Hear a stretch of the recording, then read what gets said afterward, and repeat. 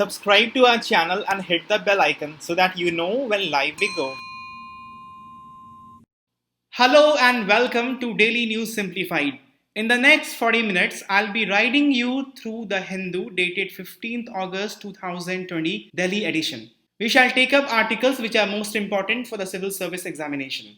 The articles that we shall take up for discussion has been tabulated on the screen. There is one article I have taken from today's newspaper dated 16th of August because the article is related to the topic that we shall discuss from the 15th of August newspaper.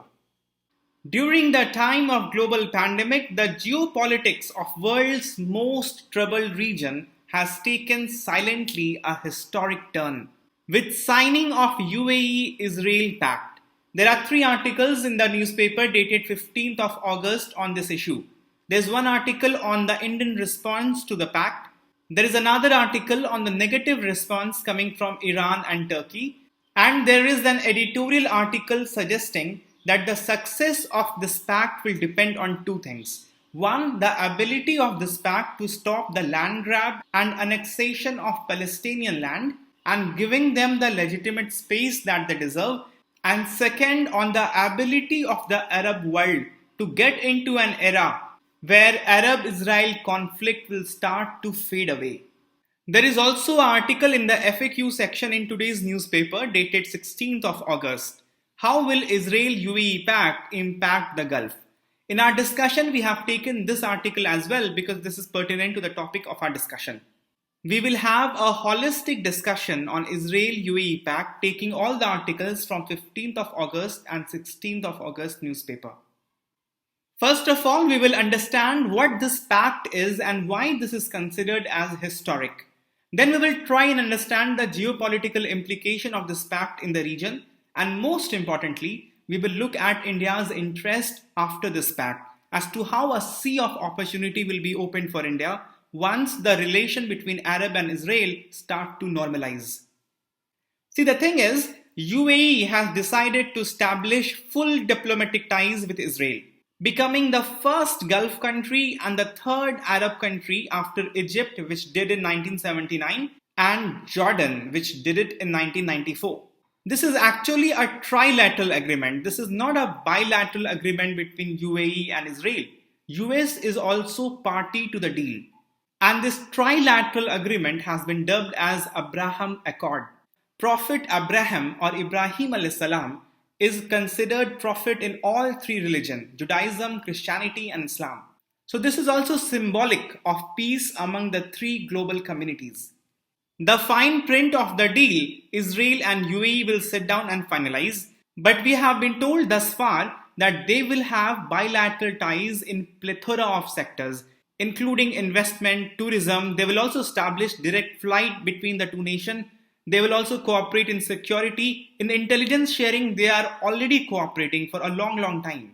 Cooperation will extend to telecommunication, technology, energy, healthcare, cultural exchange, environmental issues, and so on and so forth. But they have also declared that they will forge closer people-to-people relation, which has been banned so far. An Israeli carrying Israeli passport was not allowed to enter UAE. They will also work together for vaccine development for COVID-19. But the most critical thing of the pact is this. Israel will suspend a stated plan to annex parts of the occupied West Bank. West Bank is very critical for the future state of Palestine. Palestinians view that as a heartland of their future state. But the point here is that Israel will suspend the plan has not been put off altogether. It is not very clear whether in future Israel will take up this plan of annexation of West Bank further or not. So this part has been kept deliberately vague. This will help all the stakeholders involved in the deal, mainly UAE, Israel and US. It will help Prime Minister Benjamin Netanyahu to sell this deal to his religious hardliners in the government because the plan has not been put off. No concession has been given by Israel to UAE on the matter of Palestine. Rather, UAE has said that they have not negotiated it on behalf of Palestinians. They are not supposed to do that. So this deal basically UAE has done in its own interest It has nothing to do with Palestine. That is why the question of Palestine has not appeared in the deal prominently as it did in case of Egypt and Jordan. That we will see shortly. But to some extent, it will also help UAE to say that it has done ties with Israel, but it also has averted the annexation of West Bank by Israel. This is basically what the deal is. Before we move on to the question of what geopolitical implication it will have and what is there on table for India, we have to understand that this is really historic. This is one of the most significant geopolitical event that has happened in our time. Israeli and Arabs, they have been always on the loggerhead right from the beginning. Right after the birth of Israel, there was war in 1948 between Arabs and Israel. It was fought by Saudi, even Egypt was there, Iraq, even Jordan. That was the first war between Arabs and the Israel. The Arabs were terribly defeated. Israel captured more territories, including the West Jerusalem. And the territories Israel captured was much more than what the UN partition plan originally proposed for the Jewish state. The second Arab-Israel conflict happened in 1956. It is also called as the Suez Crisis or the Suez Conflict. It is also called as the tripartite aggression. It began with Israeli invasion of Egypt in late 1956. Israel was backed by United Kingdom and France. The aim of these three parties was to regain the control of Suez Canal and remove President Abdel Nasser, who nationalized Suez Canal. But when the fight began, the political pressure coming from United States, Soviet Union and the UN led to withdrawal of these three invaders. Although Israeli forces retreated in 1956, but Israel was miffed by the fact that Egypt was blocking the sea route of Israel. And that became the reason for the fight in 1967.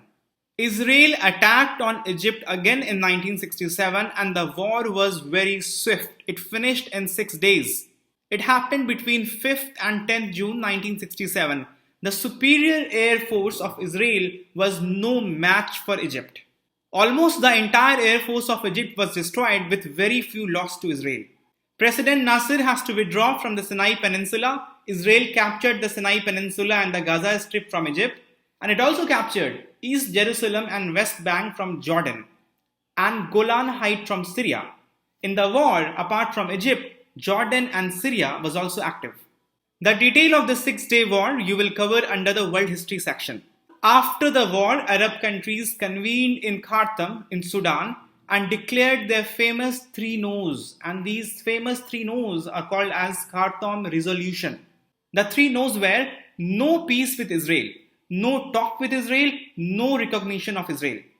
This position continued until few days back when UAE had signed a deal with Israel. In fact, in 2002, Arab Peace Initiative was led by Saudi Arabia. There were 10 proposals. It was initially accepted by Israel, but later Israel dropped it. The most important proposal under Arab Peace Initiative was establishment of a Palestinian state with East Jerusalem as its capital. Any engagement of Arab world was contingent on this, that Israel will accept the establishment of Palestinian state and Jerusalem would be the capital of Palestine. But as we have seen a moment back, there is no such condition in the UAE-Israel deal. That is why it is considered as historic. It seems that Arab world is now ready to forego this demand of Palestinian state. For India, it's a very good sign. UAE is one of the largest trade partner of India. Israel is considered as natural ally. Both UAE and Israel are strategic partners of India. They two coming together is a very good news for India. There is one thing I would highlight, and that is important for you in order to understand this whole issue to the core. But that is not very important from India's perspective. In the mains exam, when you prepare for international relations, basically you have to focus on India's interest. The point is, as we have mentioned before, Egypt in 1979 and Jordan in 1994 established diplomatic ties with Israel. So UAE is the third Arab country and the first Gulf country. In the 6 days war, Sinai Peninsula was taken away from Egypt. It was occupied by Israeli military force. But in 1978, a peace deal was brokered between Egypt and Israel by the US President Jimmy Carter. And that deal is called as Camp David Accord. And a year later, in 1979, Egypt concluded a peace treaty with Israel. Under this treaty, Israel was to withdraw from Sinai, giving it to Egyptians, and Egypt will recognize the Israel state. But there was one more thing attached to it. There was a framework for peace in the Middle East. Israel and Egypt also signed a framework for peace in the Middle East. This framework promised the establishment of an autonomous self-governing authority in the West Bank and the Gaza. And it also called for full implementation of UNSC Resolution 242, which calls for border of Israel to freeze as it was in 1967, before the 6 Days War began. So autonomous governing authority and the freezing of the border was attached with the peace deal that Egypt had with Israel. And that is true in the case of Jordan as well. After the Oslo Accord, the PLO, Palestine Liberation Organization, recognized Israel, and Israel allowed to form Palestinian Authority in the West Bank and Gaza. Jordan by this time was already tired, and Jordan had given up the claim of Golan Heights as well. So the time was ripe for Jordan to get into healthy agreement with Israel, and they got into a peace deal. But in this deal also, Israel was made to recognize the rights of Palestinians. Since 1994, it has been 26 years. Time has changed. UAE now has gone into agreement with Israel, and there has been no such condition. The press release talks only about suspension of the plan of Israel for annexation of more areas of West Bank. But nothing has been said to drop that plan altogether, and nothing has been said regarding recognizing Palestinian state or Jerusalem as its capital or anything like that. The reason why I am emphasizing on this is you need to understand that there has been shift in the Arab world. They are not tying their geopolitical strategy to Palestine. They also want to come out of that era of friction with Israel. And now we have to understand what has brought the Arab world to this. How the strongest enemies have come together. First of all, it has not happened all of a sudden. UAE and Israel were having intelligence cooperation for quite some years now. They even were engaged in military cooperation. In all the confrontation between the Arab world and Israel that we have seen, UAE was never involved. So that was the advantage UAE had of clean slate with Israel to develop good ties. Although Saudi Arabia rejected the plan of Israel for annexation of West Bank, but there has been warm relation developing between Crown Prince Mohammed bin Salman and Trump's son-in-law Mr. Kushner. Mr. Kushner has been tasked with the job of finding a solution of the Israeli-Arab conflict. So back-channel negotiations must be going on between Saudi and US. And many political analysts are of the view that UAE could not have signed a deal with Israel without the tacit approval of Saudi Arabia. One of the neutral states in the Gulf, Oman, has openly cultivated closer tie with Israel. And last year, Oman also hosted the Prime Minister of Israel, Benjamin Netanyahu. So the deal has surprised many, but it was in the offing for quite some time. Now let's see the probable reasons that have compelled UAE to get into an agreement with Israel. The most important reason that anyone will be able to think of would be the Iran factor. It is said that enemy of your enemy is your friend in the geopolitical realm. Number one, Iran is a Shia nation, and there has been history of Shia-Sunni rivalry in this part of the world. But more important than that, Iran is also a military power. UAE or Saudi have never been a military power, although they were the first one to start expedition to Asia. They were the first one to make the world map. They had brisk trade with different regions of the world. They had good sea knowledge. They had good knowledge of shipbuilding. But somehow they never developed that military might. And in the modern times, they outsourced their internal security to US. But Iran has military power, and time and again it has showed its military strength. And recently Iran has exhibited underwater missile launching. And that had made UAE and Saudi very, very nervous. But more important than that, Iran is not only a military power, Iran is in the process of developing nuclear technology. And this has made the Sunni nations of the Gulf unbearably anxious. So in the bid of cultivating Iran, naturally UAE and Saudi has gone closer to US and also to Israel. Israel has very advanced defense technology. Israel also has very wide and deep intelligence network. In the fight with ISIS and controlling terrorism and militancy in the region, UAE and Saudi already have engaged with Israel in collecting intelligence. Also, UAE's large oil reserve has made it the second largest economy in the region, and that has increased its military and economy might. And now UAE is looking forward for a greater role in the region. So, in the spirit of realpolitik, UAE has gone close to Israel. This is the time of the Machiavelli. The timing of the deal also shows some kind of pragmatism in the decision-making process. Both Israel and the Sunni bloc, led by UAE and Saudi, were very wary of US President Barack Obama's Iran outreach. And both of them vehemently opposed the Iran nuclear deal. And this is an election year in the US. The fear is that if Democratic president comes to power and restores the Iran deal, then both Israeli and Arab bloc in the West Asia would have to come under the pressure to live with an empowered Iran. In the scenario what President Barack Obama used to call cold peace. So, a formal agreement and enhanced security and economic ties will make Arab and Israeli sides better prepared to face for such a situation.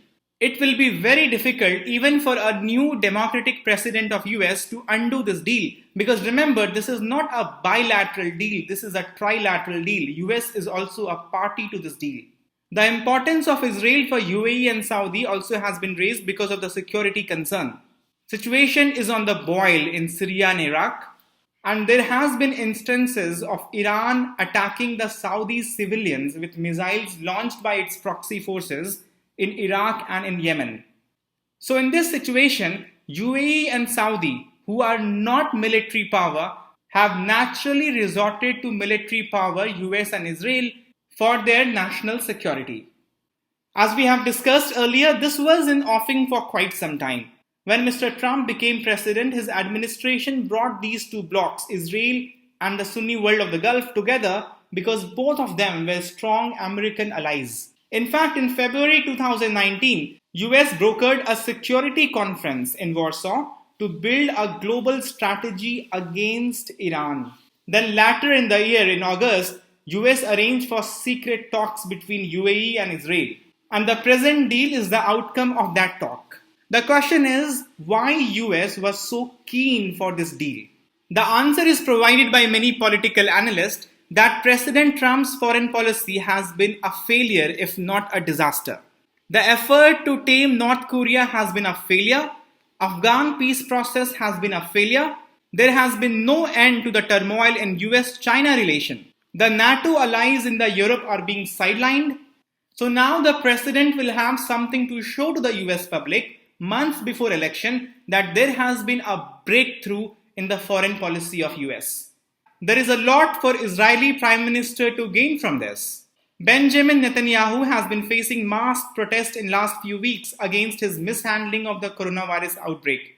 You would also know that he is presently under trial for corruption charges. And there has been continuous drop in his popularity. The deal will help him enormously to revive his image. As he himself has said, Israel has made peace with Arab country without our returning to the 1967 borders. And this will become a big selling point for him to sell this deal to the Israeli hardliner audience. So everyone seems to gain from this deal except for the Palestinians. What did the Palestinians say? Palestinians have been very vocal in their criticism of this deal. According to the Palestinian leader Mahmoud Abbas, this is a betrayal. Some also have used the word treason. Treason means Gaddari. They have called on the Arab and the Muslim countries to oppose it. Hamas, that has been ruling the Gaza Strip, views the relationship with Israel as a fight to finish. The deal with UAE is seen as stabbing the back of Palestinian people. The main point of contention for the Palestinians is that this is an empty concession. The deal does not address the Palestinian demand for statehood. Even if Israel does not do any future annexation, but still Israel will claim sovereignty of all the land in the West Bank in which Jewish settlement already have appeared. So the dream of the Palestinian state is gone. Two nations, Iran and Turkey, have shown strong criticism to the UAE-Israel deal, and Turkey has adopted the view that UAE had no authority to negotiate with Israel on behalf of the Palestinians. And UAE has agreed to it. UAE also has said that they have not negotiated on behalf of Palestinians. Rather, they have negotiated it for their own interest. The reason why Egypt, previously as we have seen, and also Jordan, negotiated for Palestine because they have made Palestine a cause in their foreign affairs. They have hinged their geopolitical strategy on the Palestinian cause. They had war with Israel on this in 1948, in 1956, in 1967. Since the rivalry began because of Palestinian cause, so obviously in the peace deal, Palestinian rights will appear. But as I have mentioned to you before, UAE has never been at war with Israel. UAE has not centered its geopolitical strategy on the Palestinian issue. So naturally, it is not for UAE to negotiate for Palestine. So although UAE has become the third Arab country to have a deal with Israel, but unlike the last two, UAE has earned no concession for Palestine.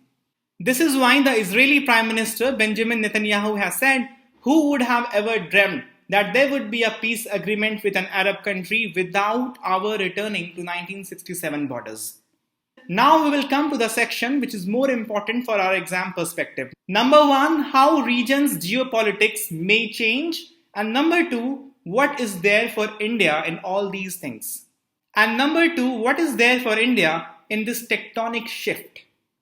One of the important geopolitical implications that this deal will immediately have will development of a strong anti-Iran alliance. Israel was anti-Iran, Saudi was anti-Iran, UAE was anti-Iran. In fact, the Sunni world of the Gulf was anti-Iran. Now when UAE and Israel has come together, then this anti-Iran alliance will become very strong. The deal has been between UAE and Israel, but it has been said by many political analysts that there is a tacit approval of Saudi Arabia as well. Saudi Arabia cannot openly do it. Saudi Arabia is considered as the center of the Muslim world, the leader of the Muslim world. They are the custodian of the holy shrine of Islam. So they won't do it openly. Tacitly, they have allowed UAE to do it. But one cannot imagine UAE will do it without the approval of Saudi. So this is one immediate thing going to happen, and there will be implication for India as well. The immediate effect of anti-Iran alliance would be that Iran and its proxies will become weak in the region. Hezbollah in Lebanon, Houthis in Yemen, they are the strongest proxies of Iran in the Gulf region. Hezbollah is considered by Israel as enemy number 1 after Iran.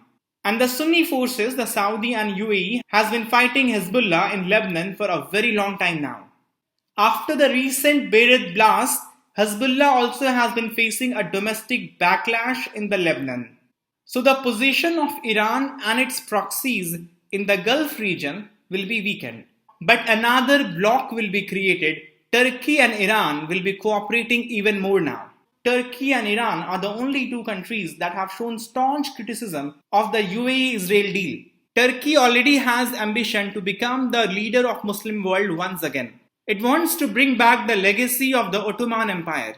And after UAE and Saudi going closer to Israel, these two countries will come close to each other. There is another country called as Pakistan that will be in a fix now. But Pakistan considered as a nuisance state and is too weak to be brought into any geopolitical calculation. Pakistan has gone into trouble with the Saudis. Pakistan openly showed its displeasure at the conference of IOC for IOC not bringing up the issue of Kashmir. Saudis, not in the habit of taking tantrum from Pakistan, has asked Pakistan to pay back $3 billion of its loan. So Pakistan, although a smaller nation, is likely to participate in this grouping. There was fourth nation, Malaysia, but after the removal of Prime Minister Mahathir Mohamad, Malaysia is not in the forefront now. So there is going to be two power blocks in the Muslim world, and India will have to walk a tight rope in the geopolitical terrain. India had maintained historic ties with both the Shia and the Sunni world. India obviously has its interest in Iran. India has invested heavily in terms of finance and soft power in Iran. India has developed Chabahar port that is considered as a gateway to the Central Asia. So India will continue to maintain its good relation with Iran, no doubt. But now, since the polarization will be much high, India's task will also become very delicate. There's one more point. China has been increasing its footprint along with Russia in the Middle East. But China presently has good relations both with Iran and Saudi. China hence will become very crucial in deciding the tilt of balance of power in the region. What you have to bear in mind for your mains examination is this. This has been observed in the newspaper editorial dated 15th of August. It is very clear that UAE has now moved away from the Arab Initiative. We have talked about Arab Initiative before. It began in 2002.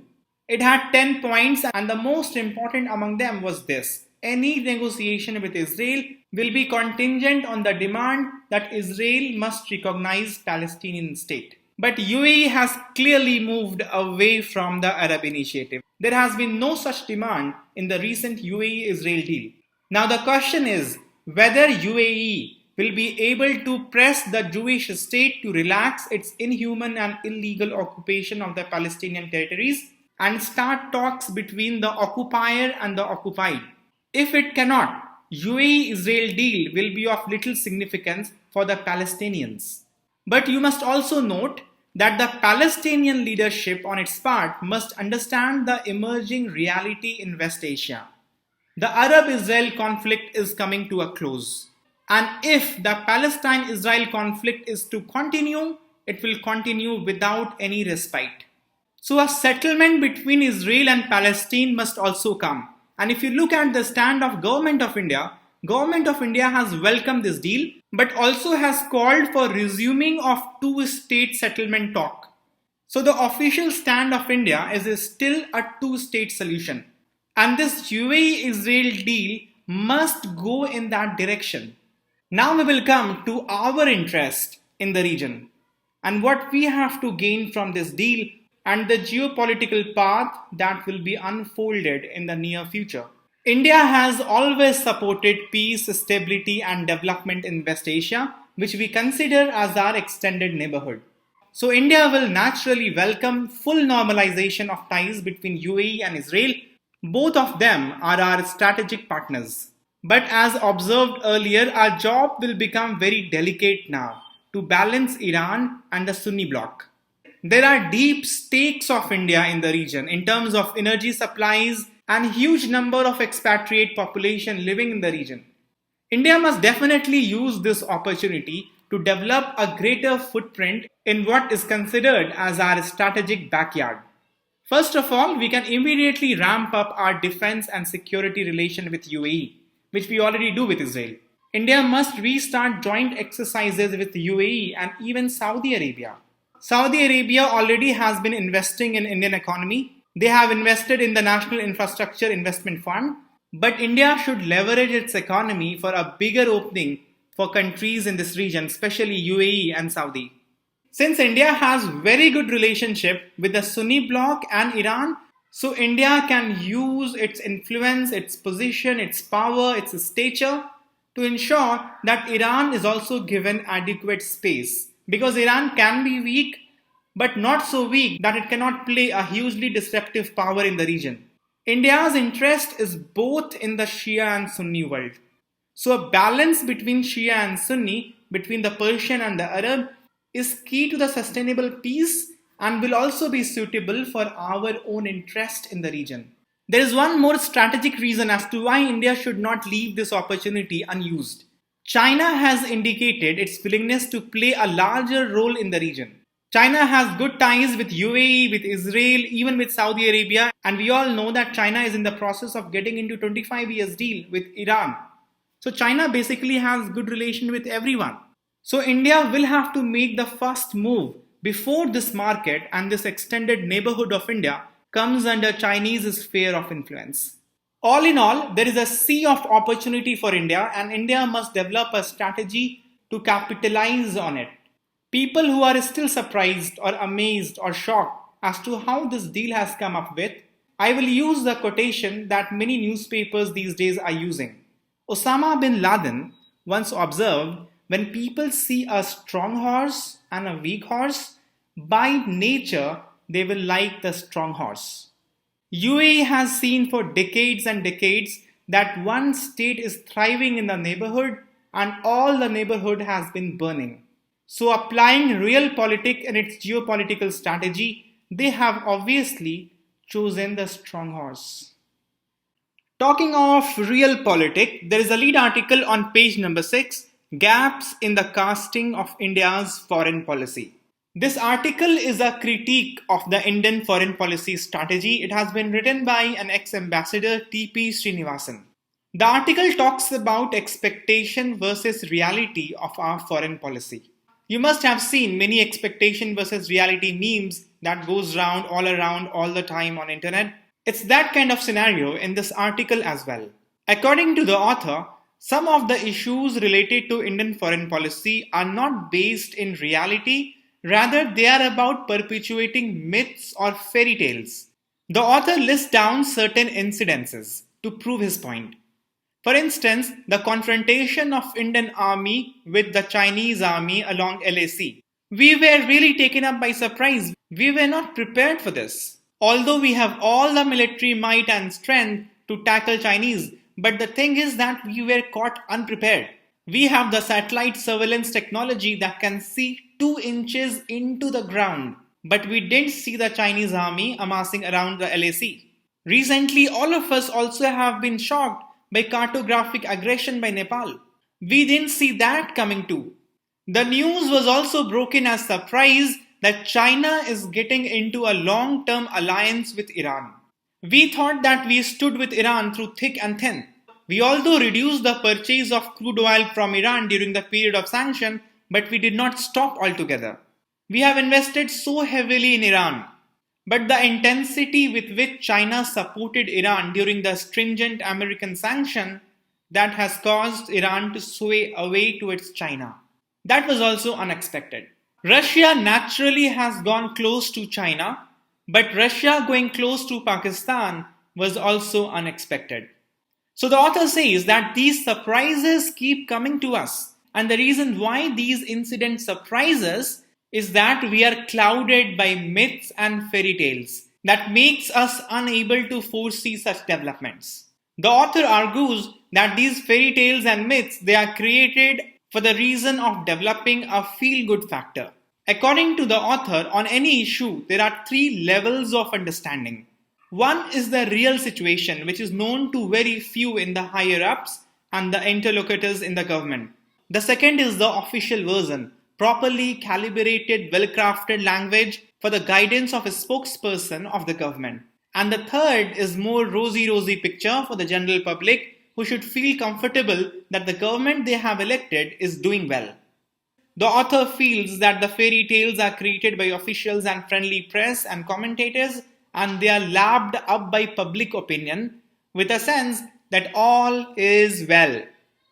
This part of the discussion will help you in having a general understanding of the current geopolitical scenario and may also help you in forming opinion for the interviews. But since this is overtly critical, this is not going to be much of help for the mains examination. So let's very quickly go through what has been offered in the article. First of all, with respect to China, we have expectation that relation with China can be improved. We put in enthusiastic efforts in the form of Wuhan Spirit and Chennai Connect. But the reality is that relation with China cannot be improved. As the Chinese saying goes, 2 tigers cannot live on the same hill. China will keep on looking trouble with India, and India must understand this. But strangely, what happens, apart from calling for a reset of relationships, we have begun to create a legend that China has committed a Himalayan blunder by its military adventure on the border. And even before the promised disengagement has taken place, we have concluded that China has lost the battle. We have declared victory in the battle that has not ended. So these rosy pictures, according to the author, are being created just for a feel-good factor.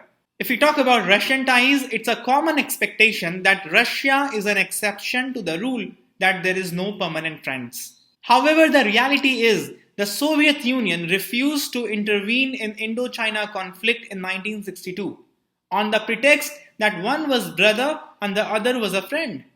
Russia's quasi-alliance with China has become a reality, especially after both relations have become difficult with US. And in the last 5 years, Russians have started forging close allies with Pakistan.